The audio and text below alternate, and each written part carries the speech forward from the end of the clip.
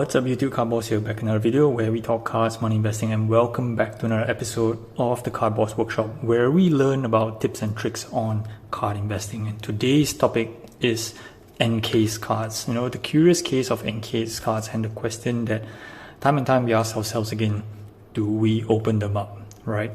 To send them from grading and to try and get more value out of these encased cards. So let's talk a bit about where these encased cards come from. So obviously, as you can see here, these are all come sealed in the magnetic one touch, and they have in some cases in here the panini sticker. In this case, I've got examples here, flawless. Okay, so they come in many various forms, right? So in flawless, you would have certain autograph cards that's come in that suitcase that has already pre-sealed here, and then you have certain sets that's purely encased cards, such as the 1-in-1 here, right? So all cards in a 1-in-1 per box comes in sealed, and of course you have certain redemption cards, you know, that has this panini sticker at the back here as well. So these are all coming in encased, and normally when they come in, which means that they are sealed with a sticker and they are untouched by any hands outside of perhaps Panini and the player themselves who sign on these cards in the case of on-card autos. So a lot of times whereby we assume that if the cards is untouched by anybody, it's generally gem in, but you know, most of the times that's not necessarily the case, because it's pretty hard to look at some of the stuff that's on this card when it's still in mag. Okay, so as you know, the magnetic cases, they are, although they are clear, right, but they do hide some of the hidden flaws, which is pretty hard to see, especially the surface, the corners, and even some cases the edges. And most of the times these kind of encased cards, they are more on the thicker cards, so they are, you know, more prone, like National Treasures, they are prone to have a bit more defects on the corners as well. So a lot of times when we receive or when you buy into these encased cards,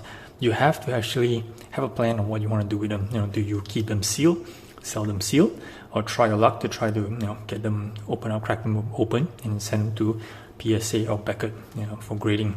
So there is some decision making at a point in time, so you will try your best to actually have a look at some of these condition issue on these cards, and then try to make a determination whether or not you want to buy them as it is, or do you actually have a plan to try and crack them and sell them, crack them and send them for grading. Now, what do I do most of the time? So as you know, I buy most of my cards from eBay, so even having them encased gives you a little bit of assurance that because there's no hidden, you know, nicks and dents that's caused by the handling of the card by whoever that actually held on to the card previously. But that doesn't mean that, again, it's 100% gem mint quality. So when I receive this card, I actually have to make a decision. I try my best to actually inspect each of these cards and to see whether or not they can actually qualify for grading. Now, a lot of times the corners and the edges, especially on colored borders, you know, colored backs, it's pretty much easy to spot. But when you have pure white corners, pure white edges, like the ones you see here, like the 1-on-1, all this stuff right here, it's quite to see any hidden flaws, even though if you look through the loop on a microscope, it's pretty hard to see. So it's pretty disappointing if you crack this encase and then you get it back, let's say a BGS 9 or a PSA 9. That doesn't really add much of value for these kind of encased cards. Although, right, a PSA 10 or a BGS 10 does, of course, a BGS 9.5 obviously gives you an incremental value. But throughout my experience, the incremental value on graded encased cards hasn't been terrific compared to some of the other cards whereby those pack pool autograph cards, and that's quite obvious because kind of like when you buy encased cards, you got like a free pass in a sense that it's nobody has touched the card itself, you know, aside from sending over to PSA. So I guess when people purchase graded encased cards, formally encased cards, they don't attribute that much of a premium, even though it's getting a BGS 9.5 or a PSA 10 as compared to getting a regular pack pool autograph card. So that itself also is actually another factor for you to determine whether or not is it worthwhile to crack it open and to try and get that BGS 9.5 or PSA 10. Of course, I have some success in the past before, so I'm going to show you some examples, and these are what I had previously here. You can see here, these are the 2018 Panini Flawless Momentous Auto for Kobe Bryant. So I have all these were all previously encased and they were sent here. You can see that the serial number is actually in sequence. I have a video on my channel to talk about this one. So I had this encased and went on-site PSA grading and come back to PSA 10 for each of them here.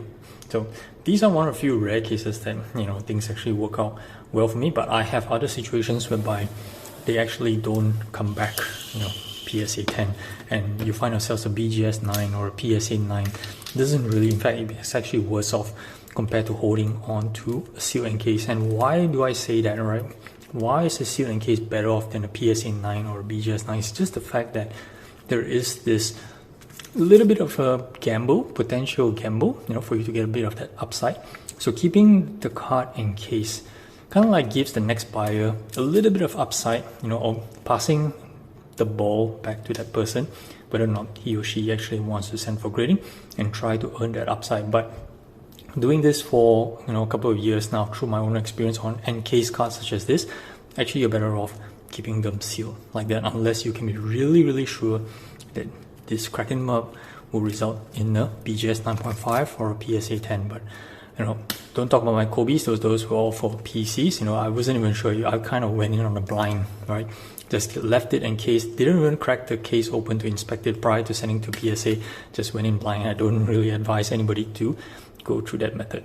But for me personally, keeping cards encased like that, especially top quality players, top quality autos, on card autos especially, nice patches, I would recommend keeping them sealed, as per the incremental value that you get them from sealed, I think is outweighs the potential benefit of trying to risk cracking them open and try to get that elusive BGS 9.5 or PSA 10. Alright, that's all I got to share in today's workshop. Quick and easy one. Hope you guys got something out of this, and do like and subscribe, follow my channel for more content in the future.